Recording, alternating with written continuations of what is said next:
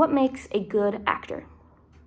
As I've dived deeper into receiving my education for a Bachelor of the Fine Arts in Theater Performance, my definition of a good actor has changed several times. A respectable actor is someone that loves their craft, is authentic on stage, and practices consistent acting techniques.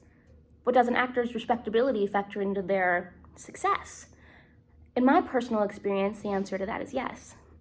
The people that rise to the top are the hardest working and most believable on stage. But what about in a broader context? It is true that most people that make it to Broadway or television tend to have privileged financial status and networked connections, but their reputations still precede them. I think a good actor pulls techniques from multiple sources, stays true to themselves, and presents themselves in a respectful manner. One text I explored during this pursuit in my theater course is The Dramatic Imagination by Robert Edmond Jones. I will admit this was a difficult read for me, given its extreme perspective when it comes to theatrical performances. His opinions on what make a performance believable and worth watching are extreme, and that he doesn't think the physically unfit, mentally defective, or spiritually violated should be on stage. I immediately had mental pushback to this sentiment. Not even a full chapter in, and Jones expresses his belief that theatrical fantasy shouldn't be tainted by plus-size, mentally ill, mentally disabled, or non-Christian performers. This is a statement I will never agree with. But my take on this, however, was challenged when it was further discussed in class. Others interpreted the text to mean people have to be well-rounded and physically tailored to a role. Someone's physique is important in casting in terms of their age, and if the character's body type is frail, muscular, or otherwise integral to the role. The other statements were also spun to fit into a modern context. By the end, I still felt pushback, but does that matter? Was I hindered from fully experiencing the book because of my take on his opinions? Should my interpretation not be a factor in listening to the rest of what he has to say? I struggle to settle on this topic. The Dramatic Imagination is full of technical observations, but should I really be taking advice from an elitist? I do not know. For the sake of finding a redeeming quality in this book, there are pieces of his argument that I can understand. As stated in his introduction, Jones believes that theater should be an extension of life, not a duplication, a heightening rather than a reproduction. There is something to be said about treating a production as its own heightening experience. An actor should treat their character as an extension of themselves and not themselves. Putting on a character for a scene is like putting on a new person. This inherently makes acting an extension of life. On the other hand, this concept in practice seems hyperbolic. It used to be common for actors to intentionally make gestures, expressions, and other various acting aspects larger than life. Now, it is far more common to use naturalistic acting approaches. Is it fair to say that one way is better than the other? While The Dramatic Imagination was particularly challenging for me, we discussed another book in my Introduction to Theater course that more closely aligns with my previous conceptions towards acting. A Practical Handbook for the Actor covers ways to become a consistent and believable actor. It provides techniques for physical action on stage. It also explains how to give an emotionally genuine performance without clouding the performance with personal connections. I found this last perspective surprising, because in my experience, directors have suggested thinking back on life experiences that contain the emotional state needed for a scene. Of course, it was encouraged not to let it consume you for the sake of keeping yourself and your character separate, but the mode of influence was the same. For example, I was in a production of Rent in Janesville earlier this year in which I played Mimi Marquez. She is an emotionally complex character that struggles with drug addiction and has contracted AIDS. In one of my songs, entitled Goodbye Love, Mimi is saying goodbye to her chosen family to go to rehab, as she is on the brink of death. In this scene, I was encouraged to dredge up an emotion that I connect with this song. But as someone who has had family members die and friends struggle with serious drug addiction, it was triggering for me to attach my personal memories to that scene. I thought I had to, in order for the scene to be believable. But I know now that I didn't have to. It would have been safer for my mind and clearer even for the audience if I had related to the scene as my character, opposed to myself. I did find it interesting that the book didn't touch base on the damage blending personal experience and characters can have on the actor. However, I did appreciate its stance since it disagrees with blending the personal and character altogether. As stated on page 72, the truth of the moment will be completely lost because your attention will fall on yourself and your impulses will go out the proverbial window. In other words, an actor should focus on the interactions between the characters and physical action, opposed to an actor's emotional state. If not, the scene may be clouded by the actor's emotional frenzy and won't be executed properly. Based on my experience of being encouraged to reference personal experiences, I strongly agree with the handbook for the actor in regard to keeping the actor and character completely separate. The other major aspect of this book is its emphasis on how to have a clean rehearsal and be a virtuous individual. The book states actors should have the following qualities. 1, humility, so that when someone corrects you, you will not be offended. 2, generosity, that when someone errs, you do not condemn, but forgive. 3, consideration, so that when someone believes something, you do not condemn his belief.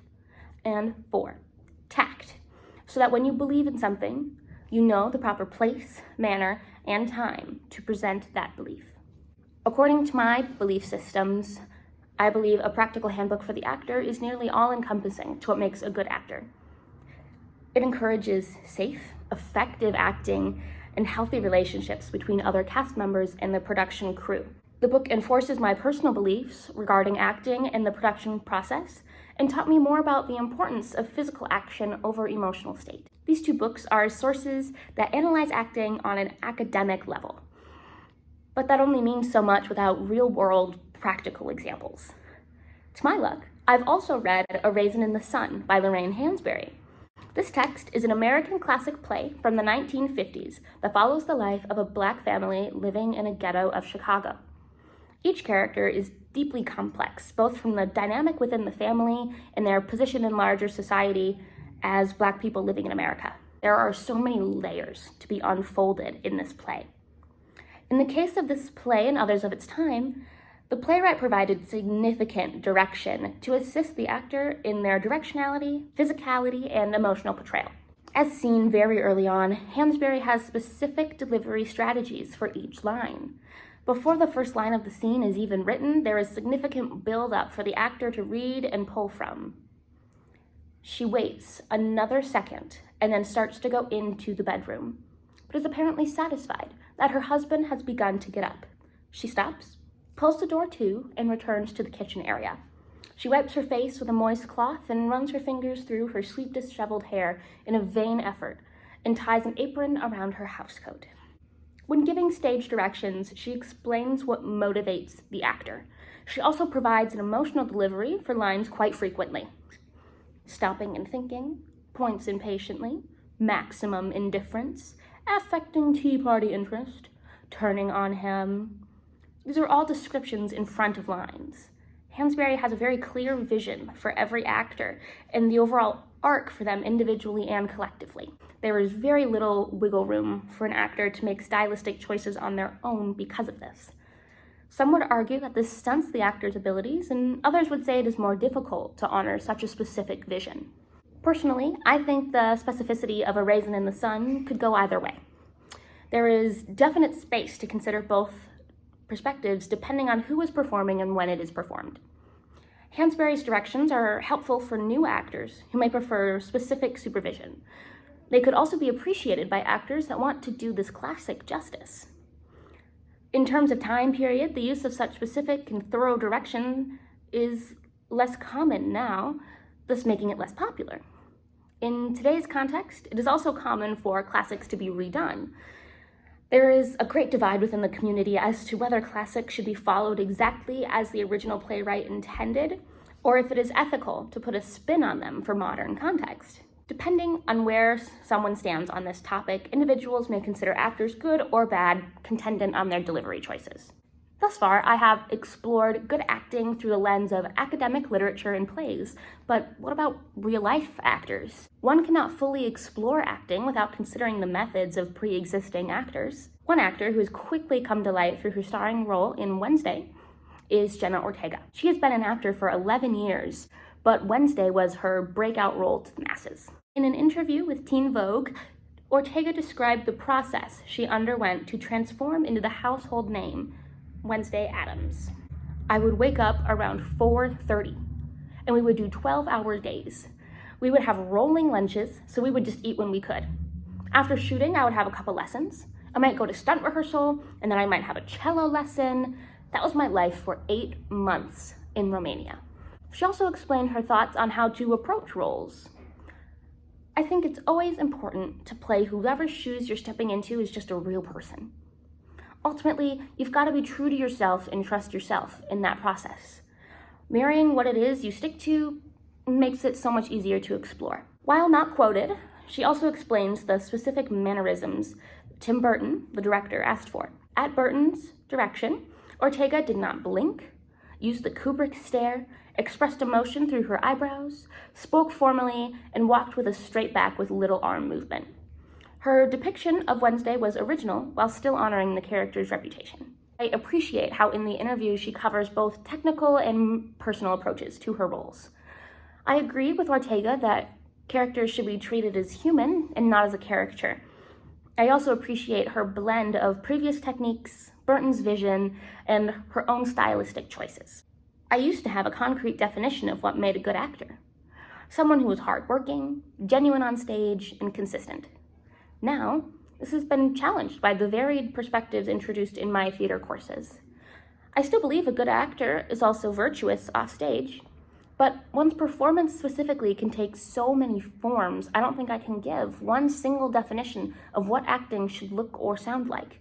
It is different depending on the mood of the production and the time period that it is in. A good actor can follow the trending acting techniques or challenge them. This may change, but for now, I think the continuous aspect of a good actor is believability, which is defined differently depending on the person. For me, that means the actor is putting their full cahoots into the performance and clearly demonstrates their technical training.